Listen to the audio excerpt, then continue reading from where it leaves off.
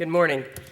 Thank you for the opportunity to participate in your discussion considering whether to undertake the development of nuclear energy in Chile. How to meet the increasing energy demands of its citizens, balancing multiple considerations of cost, safety, and environmental impacts, is an urgent topic which has moved to the front of the agenda for most countries in the world, including my own. I hope I will be able to provide you some information on the use of nuclear energy from the perspective of a government agency charged with overseeing its safe use that can be helpful to your future discussions and decision-making. First, I would like to just give you a little background on the agency where I work. The U.S. Nuclear Regulatory Commission was established in 1975 when the first agency to oversee the use of nuclear materials in the United States, the Atomic Energy Commission, was divided into two organizations.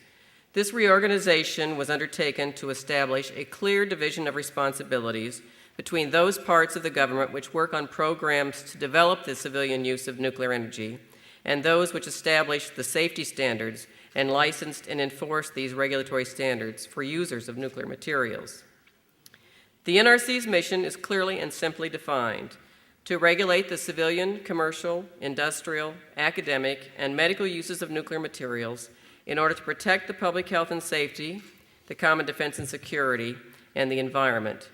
The NRC achieves its mission by licensing those individuals and organizations which demonstrate that they do meet the required safety standards to use radioactive materials, and then by ensuring that these licensees perform at acceptable safety levels.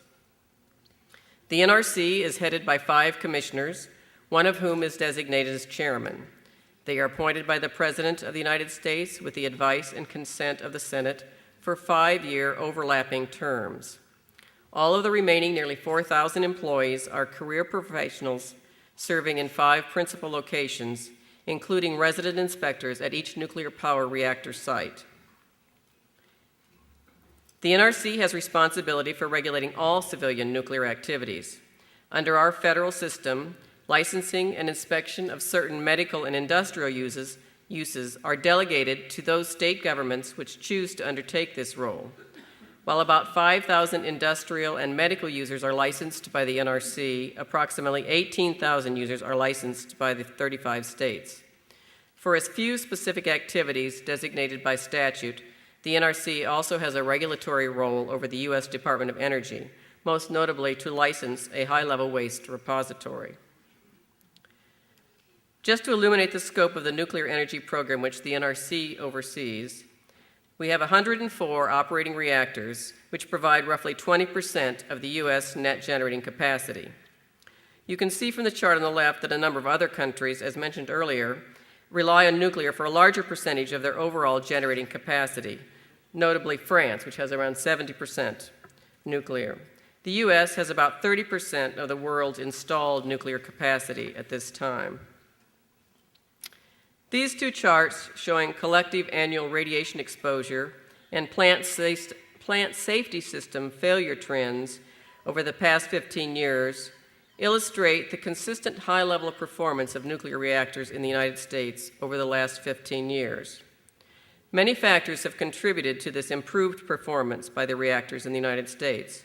Among them have been efforts by the NRC to establish and maintain a stable and predictable regulatory licensing and oversight program focusing on the most risk-significant activities. But also, the operators of the nuclear power plants have committed to excellence and recognize that a well-run plant is a safe plant that can operate reliably and consistently. Turning to the main topic for my discussion this morning, as the committee under Dr. Zanelli has so capably described in its report on the nuclear electric option in Chile, there are a number of infrastructure issues which must be assessed in considering whether to build a first nuclear power plant. From the physical facilities, such as the transmission grid, to the human and financial resources necessary to implement a nuclear power generation program. My focus is on the necessary elements of the legal and regulatory framework, and especially on the role of the regulator.